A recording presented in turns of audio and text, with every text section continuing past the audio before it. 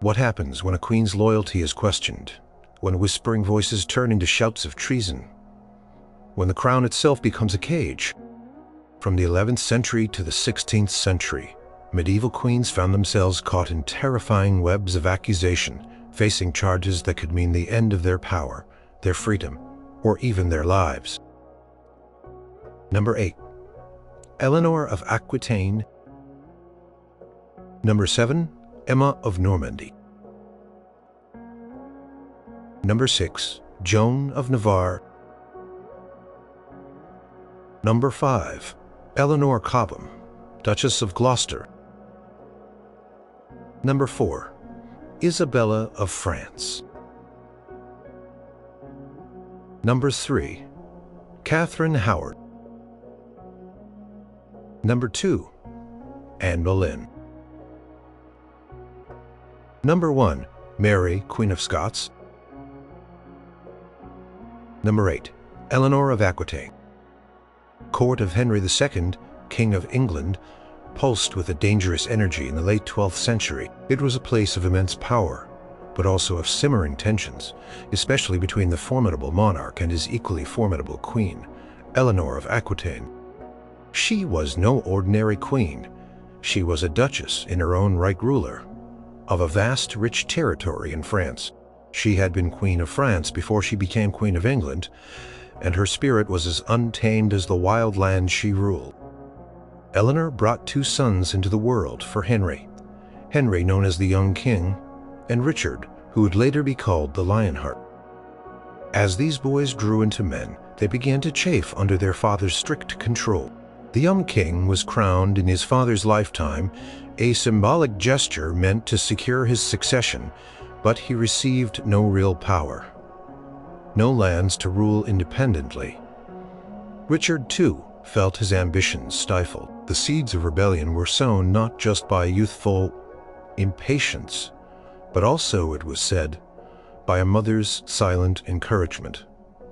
By 1173, the simmering discontent erupted into open revolt. The young king, along with his brothers Richard and Geoffrey, fled their father's court and sought refuge with Henry II's arch-rival, King Louis VII of France. It was a shocking betrayal, a direct challenge to the very foundation of Henry II's authority, and at the heart of this storm, the king believed was his queen, Eleanor of Aquitaine, usually a vibrant presence, had grown increasingly weary of her husband's constant infidelities and his iron grip on their shared lands and their children. While the boys fled to France, Eleanor herself attempted to follow them. She had always been a woman of action, unafraid to take matters into her own hands. Dressed as a man, she tried to slip away from her husband's watchful eyes, but she did not succeed. Henry II's agents intercepted her. Her disguise was stripped away and her identity revealed. The king saw her actions not as a simple flight, but as a deliberate act of treason. By aiding and abetting his son's rebellion, by attempting to join them with his enemy, the King of France, Eleanor was, in his eyes, actively working to overthrow his rule. She was accused of inciting the rebellion, of egging on her sons to take up arms against their father and sovereign. The accusation hung heavy in the air. She had plotted against the crown, her own husband's crown. Henry II did not bring her to a public trial. Instead, he took immediate and decisive action. In the same year, 1173, he had his queen arrested. He did not execute her, as was often the fate of those accused of treason. Instead, he imprisoned her. Her freedom, her vast influence, her connections, all were curtailed. She was moved from one castle to another. Across England, a royal prisoner held under guard. She remained in confinement for an astonishing 16 years, held even while her sons continued their struggles against their father, even while one of them, the young king, died. During her imprisonment, Eleanor of Aquitaine was largely cut off from the outside world. Her movements were restricted, her correspondence monitored. Her lands in Aquitaine, though still legally hers, were effectively governed by Henry II. This was not a quick, dramatic public execution, but a long, slow suffocation of her power and spirit. The accusation of treason, though never formally tried in a court, with a verdict served as the justification for her continuous detention. It stripped her of her queenly privileges and transformed her into a tool for Henry II to maintain control over his rebellious sons and his vast empire. Her release only came upon Henry II's death in 1189, when her favorite son, Richard the Lionheart, ascended to the throne and immediately ordered her freedom. Her long imprisonment, born from her perceived treasonous actions, became a testament to the dangerous power struggles within medieval royal families. Number 7. Emma of Normandy. The early 11th century in England was a tangled web of shifting allegiances, Viking invasions, and the ever-present struggle for the crown. Queen Emma of Normandy stood at the very heart of this maelstrom. She was a woman who had been queen twice over, first as wife to the English king Ethelred the Unready, and then, after his death and the conquest of England by the Danes, as wife to the formidable Viking king Canute the Great. She navigated these dangerous waters with remarkable skill, ensuring her survival and the safety of her children across different dynasties. After Canute's death, the succession was fiercely contested. Emma found herself caught between her sons from her first marriage, Alfred and Edward, later Edward the Confessor, and her son with Canute Harthacnut. When Harthacnut eventually secured the throne, Emma, now Queen Dowager, continued to hold significant political sway. However, her influence was viewed with suspicion by some, especially by those who felt she still favored her Norman connections and her older sons. The accusations against Emma came to a head after Harthacnut's sudden death. In 1042, her eldest surviving son, Edward, returned from exile in Normandy and was crowned King of England. With a new king on the throne, loyalties were scrutinized and past actions re-examined. It was Edward, her own son, who brought forth the charges against his mother. The accusations were grave: treason and disloyalty. King Edward the Confessor claimed that his mother Emma had not been a loyal queen to her earlier husband Ethelred, and had even plotted against her own sons. More specifically, he accused her of having plotted to harm him and his deceased brother Alfred. The story, as told by Edward, involved Alfred's gruesome death years earlier, captured and blinded on his way to England, a tragedy that many suspected was orchestrated by powerful figures. Edward now suggested that Emma, his own mother, had played a role in this dark episode, perhaps even by inciting Godwin, the powerful Earl of Wessex, to betray Alfred.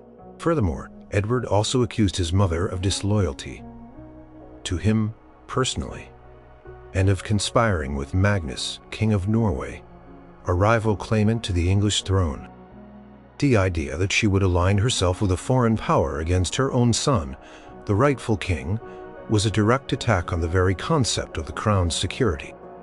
There were even rumors, though often whispered, of Emma having inappropriate relationships with some of the kingdom's powerful figures, further blurring the lines between political betrayal and personal misconduct, a common tactic to discredit women in power.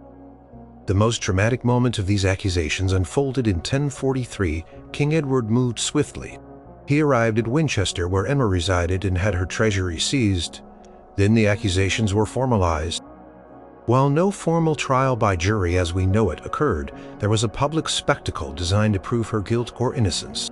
Emma was subjected to an ordeal, a common medieval practice believed to reveal divine judgment. In this specific ordeal, known as the Ordeal of the Hot Plowshares, Emma was reportedly made to walk barefoot over 9 red-hot plowshares laid out in a church. If she emerged unharmed, it would prove her innocence. If she was burned, it would confirm her guilt. According to later accounts, Emma was said to have walked over the searing irons without injury, her innocence miraculously proven by divine intervention. However, the precise details of this event are debated by historians, and some suggest it might have been a later invention to vindicate her. What is certain is that the political consequences for Emma were severe, regardless of the ordeal's outcome. Following these accusations and the public spectacle, Emma of Normandy was stripped of much of her considerable wealth and influence. She was placed under house arrest in Winchester, essentially living out her days under surveillance, her political career effectively over. She was no longer a major player in the intricate game of English politics. The accusation of treason, whether truly believed by her son or used as a convenient tool to neutralize a powerful and potentially troublesome figure, served its purpose. Emma, who had skillfully navigated the reigns of two kings and the rise of a new dynasty, was ultimately sidelined by her own son, demonstrating how precarious a queen's position could be, even when tied by blood to the throne. Number 6. Joan of Navarre. The early 15th century saw England ruled by the Lancastrian dynasty, a period marked by both internal struggles and ambitious campaigns abroad, particularly in France. The heart of this court was Joan of Navarre, who became Queen of England in 1403 as the second wife of King Henry IV. She was a foreign queen, widow of the Duke of Brittany, bringing with her children from her previous marriage, and a network of continental connections. When Henry IV died in 1413, her stepson, the ambitious Henry V, ascended to the throne, eager to resume England's claims to the French crown. Initially, the relationship between Joan and her stepson appeared stable. She was granted her dower lands, the revenues she was entitled to as a dowager queen, and she largely kept to her household, playing a traditional supportive role. However, the position of a dowager queen, especially a foreign one, was always a delicate balance. She retained influence, connections, and wealth, which could be seen as both a benefit and a threat depending on the political climate. In 1419, during Henry V's hugely successful military campaign in France, the calm surrounding Joan of Navarre shattered. The accusation against her was startling and chilling: witchcraft and necromancy. These were not just charges of minor misdemeanors. In the medieval world, using sorcery against a sovereign was considered a grave act of treason, a direct assault on the king's life and the stability of the realm. The accuser was John Randolph, a Franciscan friar who served as Joan's confessor. He stepped forward with a story that would send shivers down the spines of the royal court. Randolph claimed that Queen Joan had used her knowledge of forbidden arts, or had commissioned others to do so, to plot the death of King Henry V. The specifics of the alleged Nifam, the king through the alleged magical acts, were vague, clearing the way for a different succession. They're creating chaos within the kingdom of. The accusation coming from a confessor carried a particular weight, even if motivated by unknown personal reasons or political machinations. It implied a deep betrayal, a violation of spiritual trust turned into a plot against the state. Given the king was away in France, fighting for the very survival of his realm, such an accusation would have been taken extremely seriously at home. The idea that his stepmother was secretly working to destroy him from afar would have fueled deep suspicion and fear. Henry V, upon receiving news of these alarming claims, did not hesitate. From France, he sent orders back to England. The accusation of treason through witchcraft was treated as a legitimate and immediate threat. Privy Council, the king's close advisors, acted swiftly. In October 1419, Joan of Navarre was arrested. She was stripped of her dower lands, which represented her financial independence and power. Her household was disbanded, her possessions seized. She was then imprisoned in Leeds Castle in Kent.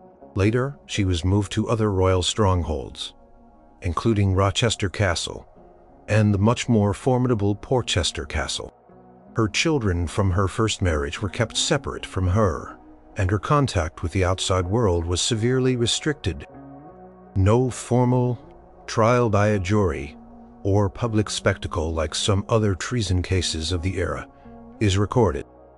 The accusation of witchcraft, often considered a sufficient basis for such actions, seemed to be enough. The lack of detailed legal proceedings highlights the swift and absolute power of the monarch and his council when faced with such grave charges. its potential for political influence. Joan of Navarre remained imprisoned for several years. Her plight was a stark reminder that even those closely related to the king were not immune to accusations of treason, particularly when the methods of that alleged treason involved something as terrifying as witchcraft. Her release finally came in 1422, shortly before Henry V's own death, and was largely attributed to the intercession of some of the king's loyal servants, and perhaps a realization that the charges against her were unsubstantiated. She was restored to her dower lands, but her period of royal influence was definitively over. The shadow of the witchcraft accusation, however, remained a dark chapter in her life. Number 5. Eleanor Cobham, Duchess of Gloucester. The mid-15th century in England was a turbulent time, a period of political instability that would eventually lead to the Wars of the Roses. The throne was occupied by the young king, Henry VI, a pious but often ineffectual ruler. The real power behind the throne was frequently contested, and one of the most prominent figures in this struggle was Humphrey, Duke of Gloucester. He was the king's uncle and heir presumptive, a man of ambition and learning, but also with powerful enemies. His wife was Eleanor Cobham, a woman of striking beauty and intelligence, but also of a fierce ambition that matched her husband's.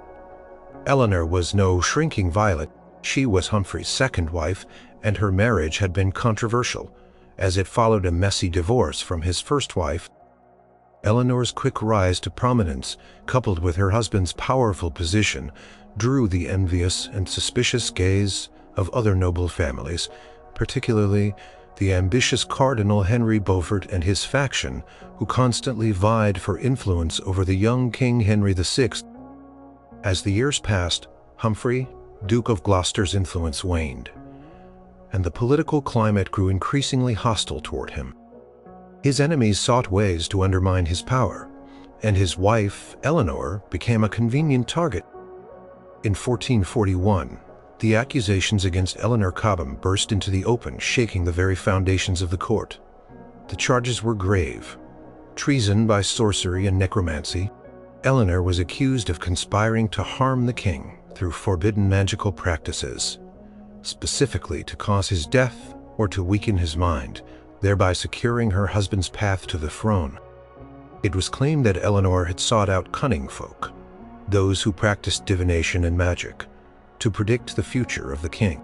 Specifically, she was accused of consulting with Marjorie Jourdemain, known as the Witch of Eye, and with two clerks, Roger Bolingbroke, a renowned astrologer and supposed necromancer, and Thomas Southwell, a canon of St. Stephen's Chapel. The accusers claimed that these individuals, at Eleanor's behest, had performed rituals and cast spells designed to determine the exact time of King Henry VI's death. This was not just curiosity. In the medieval mind, to predict a king's death through such means was an act of plotting against his life, a direct challenge to God's will and the stability of the monarchy. The accusations against Eleanor were not just based on whispers. Evidence, possibly coerced or fabricated, was presented. Roger Bolingbroke was paraded through the streets of London carrying magical instruments and an effigy, possibly a wax figure of the king, implying it was used in a ritual to hasten his demise. The very sight of such a public display would have cemented the belief in the minds of many that a dark conspiracy was afoot. The subsequent trial was swift and brutal. Eleanor Cobham was arrested and brought before an ecclesiastical court, accused of multiple counts of sorcery and treason. Her supposed accomplices also faced judgment. Marjorie Jourdemain was convicted of witchcraft and burned at the stake. Roger Bolingbroke was convicted of treason and hanged, drawn, and quartered, the most horrific punishment for such a crime. Thomas Southwell died in the Tower of London before his trial could conclude, perhaps by his own hand, or from the harshness of his imprisonment. Eleanor Cobham, as a noblewoman and the Duke's wife, was spared the brutal execution of her alleged co-conspirators. However, her punishment was designed to be a public humiliation and a permanent removal from power. She was forced to perform public penance. Dressed in a plain white sheet, barefoot and carrying a taper, she walked through the streets of London, stopping at various churches to offer prayers and repent for her sins. This degrading spectacle was repeated 3 times, watched by crowds of onlookers, a clear message to all of the king's power and the queen's fall. Following her public penance, Eleanor Cobham was sentenced to perpetual imprisonment. She was held in various castles, including Kenilworth Castle, Peel Castle on the Isle of Man, and finally Beaumaris Castle in Wales, where she eventually died. The accusation of treason through sorcery effectively ended her political ambitions, stripped her of her status, and served as a powerful warning to anyone contemplating challenges. Her fate showed how easily a powerful woman, even one with royal connections, could be brought down by politically charged accusations of witchcraft and treason. Number 4. Isabella of France. The early 14th century saw a reign in England plagued by weakness and discontent. King Edward II was known for his favoritism towards unpopular male companions, his military failures, and his general disregard for the traditional roles of a monarch. His queen was Isabella of France, a beautiful and intelligent woman, daughter of the powerful French king. Philip IV. Their marriage, initially promising, slowly deteriorated into a bitter and dangerous rivalry. Isabella found herself increasingly sidelined and humiliated by her husband's affections for men like Piers Gaveston and later Hugh Despenser the Younger. These men wielded immense power, grew immensely rich, and alienated almost every segment of the English nobility. Isabella, a proud daughter of France, felt her dignity and influence crumble. Her attempts to mediate between her husband and the disgruntled barons failed, and her pleas for the removal of Despenser were ignored. By 1325, the situation had become unbearable. Isabella traveled to France, ostensibly to negotiate a peace treaty between her brother, King Charles IV of France, and her husband, Edward II. Regarding the disputed territory of Aquitaine, this journey proved to be her turning point. While in France, she famously refused to return to England without her young son, Prince Edward, who was sent to do homage for Aquitaine. More significantly, she found a powerful ally in Roger Mortimer, a leading English baron who had been imprisoned by Edward II and Despenser, but had escaped to France. It was in France that Isabella and Mortimer's relationship deepened, both personally and politically. They began to openly plot against Edward II and the Despensers. Their actions from this point forward were clear acts of treason against the reigning King of England. They were raising an army with foreign support, preparing to invade England and depose the monarch. Charges of treason against Isabella were implicit in her every action. She was accused by Edward II and his few remaining loyalists of deserting her husband, of forming an illicit alliance with a sworn enemy of the crown, Mortimer, and of actively conspiring to overthrow the legitimate government. Her very presence in France, raising an army with foreign mercenaries, was a declaration of war against her husband and his regime. She was inciting rebellion, funding it with her own resources, and drawing in foreign powers to meddle in English affairs. In September 1326, Isabella and Mortimer launched their invasion. They landed on the coast of Suffolk with a small but determined force. Their arrival immediately triggered a massive uprising against Edward II and the Despensers. The English nobility, weary of the king's misrule, flocked to Isabella's banner. The swiftness of their victory was astounding. Edward II found himself abandoned and powerless. The trial of Edward II, if it can be called that, was not a formal legal proceeding, but a political one. He was captured in Wales. The Parliament, influenced by Isabella and Mortimer, formally deposed him in January 1327. The charges laid against him included incompetence, failing to listen to good counsel, and bringing the kingdom to ruin. While Edward II was formally deposed for these reasons, Isabella and Mortimer's actions leading up to this, their alliance, their invasion, and their removal of the king, were fundamentally treasonous under English law. They had acted against the crown to seize power. Isabella and Mortimer now ruled England in the name of her young son, who was crowned Edward III. Isabella held the true power as regent alongside Mortimer. This period, known as the Reign of Mortimer and Isabella, saw them consolidating their power, enriching themselves, and eliminating their enemies. Their actions, though initially framed as a liberation from the Despensers, were soon viewed by many as another form of tyrannical rule. However, Isabella's powerful position did not last. As her son Edward III grew older, he resented his mother's and Mortimer's control. In 1330, at the age of 18, Edward III launched his own coup. He arrested Mortimer at Nottingham Castle, accusing him of overmighty ambition, of effectively usurping royal power, and of having a hand in the murder of Edward II. Mortimer was swiftly tried for treason and executed. Isabella, while spared execution due to her status as the king's mother, was effectively retired from public life. She was stripped of much of her wealth and influence and confined to various royal manors, most notably Castle Rising in Norfolk. She lived out her remaining years in comfortable but enforced retirement, visited occasionally by her son, but never again wielding political power. Her period of power, born out of treasonous actions against her husband, ended with her own son's decisive act to reclaim his throne, thus neutralizing her as a potential threat. Her story is a dramatic example of how a queen pushed to the brink could use treason to seize control, only to face a similar fate years later. Number 3. Catherine Howard.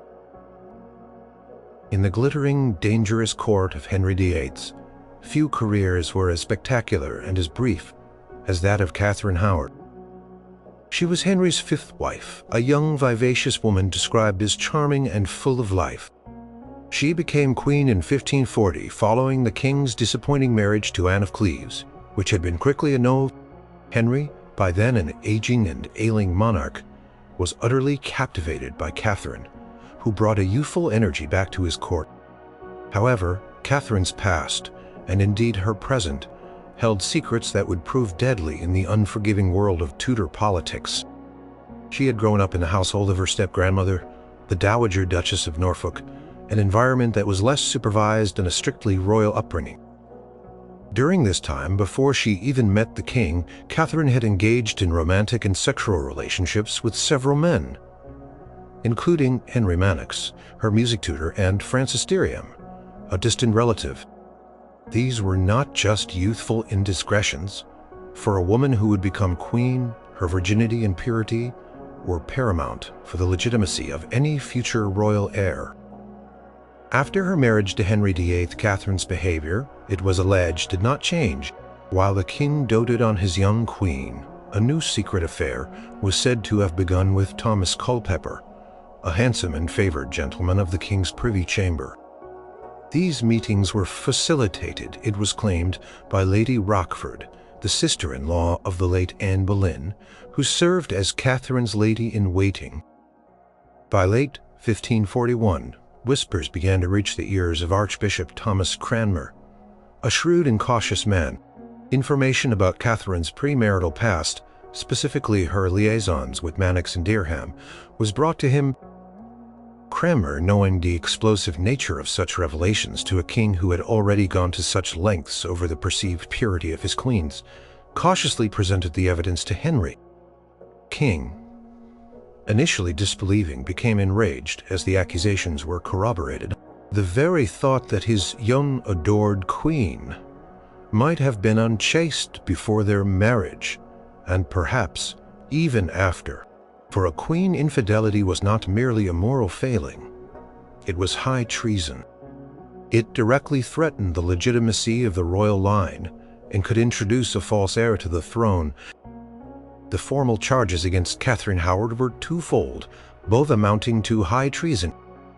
First, she was accused of concealing her premarital sexual history. Under the Act of Attainder, passed in 1540, it was treason for any woman the king intended to marry to conceal her prior unchastity if asked directly. Even if not directly asked, The very act of entering into a marriage with the king while concealing such a past was seen as defrauding the crown and the nation. Second, and far more damning, she was accused of committing adultery after her marriage to the king, specifically with Thomas Culpeper.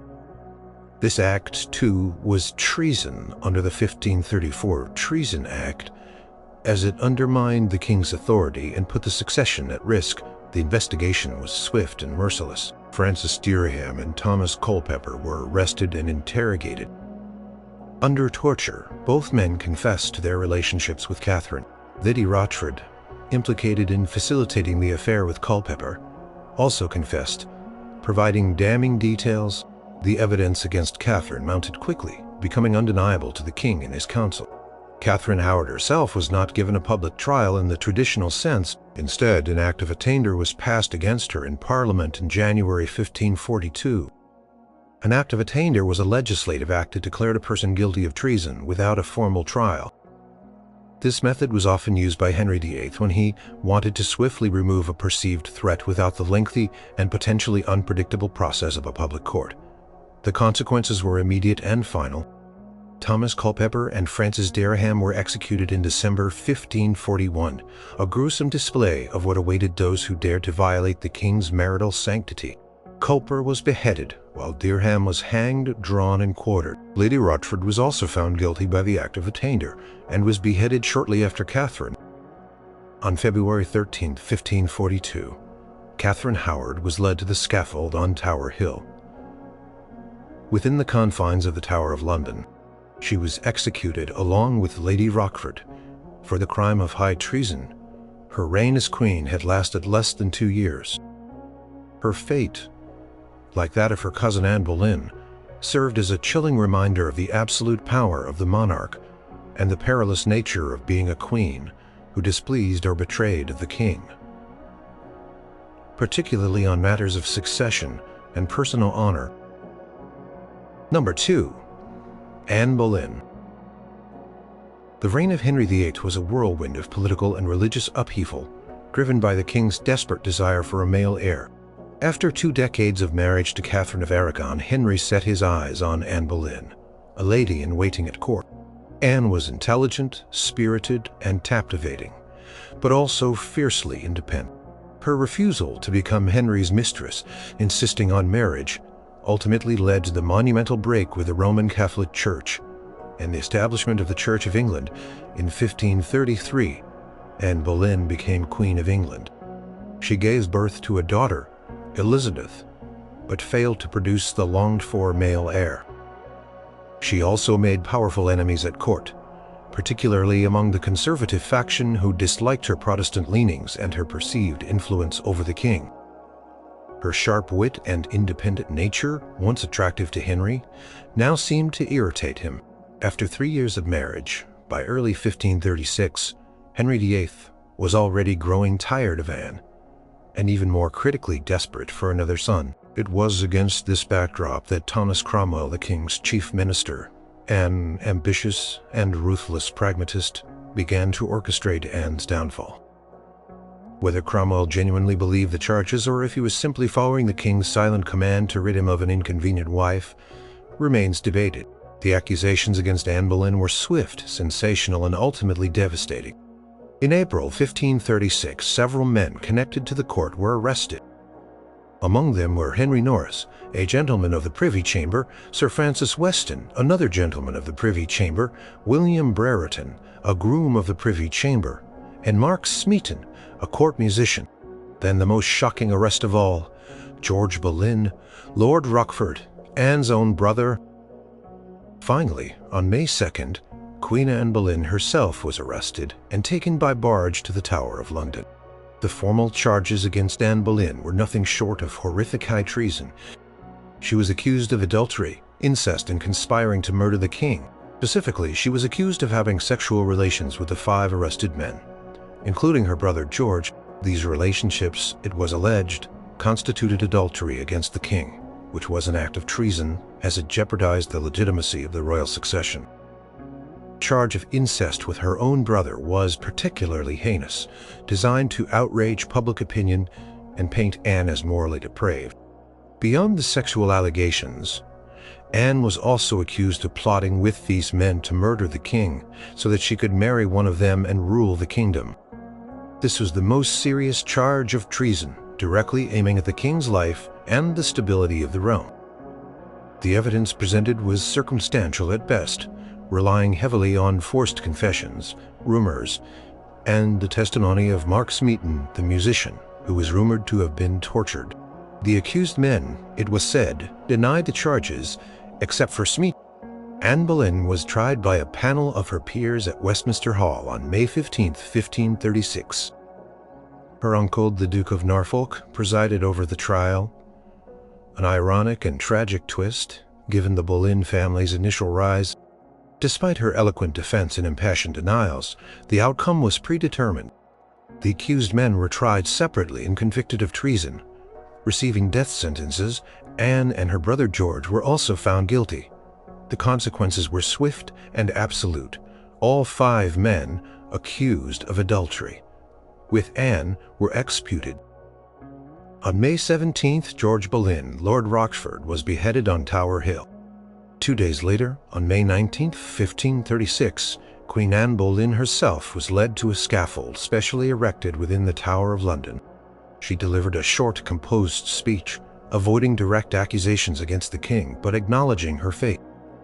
She was then beheaded by a skilled French executioner specially brought over for the task.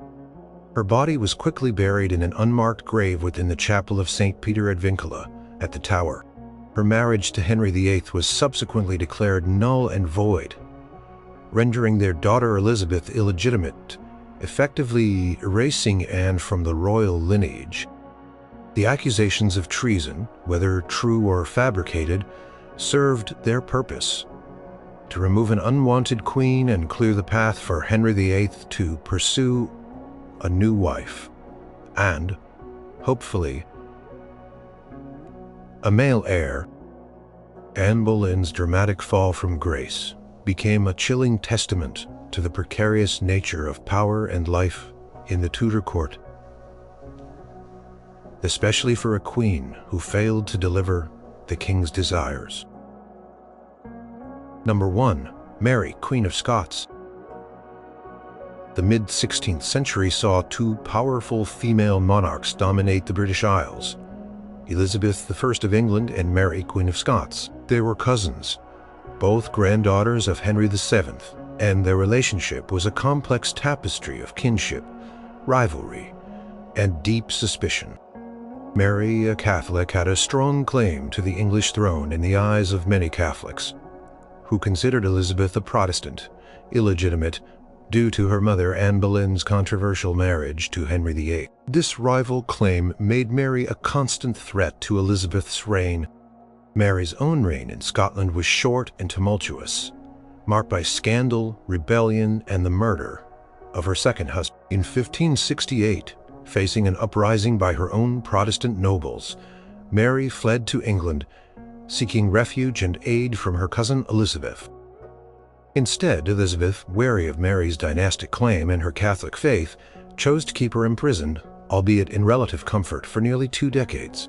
During her long captivity, Mary became the focal point for numerous plots hatched by discontented English Catholics and foreign powers, who sought to depose Elizabeth and restore Catholicism to England. These plots often involved assassinating Elizabeth and placing Mary on the English throne. Elizabeth's chief spymaster, Sir Francis Walsingham, maintained an elaborate network of spies and informants, actively working to uncover these conspiracies and, crucially, to implicate Mary directly.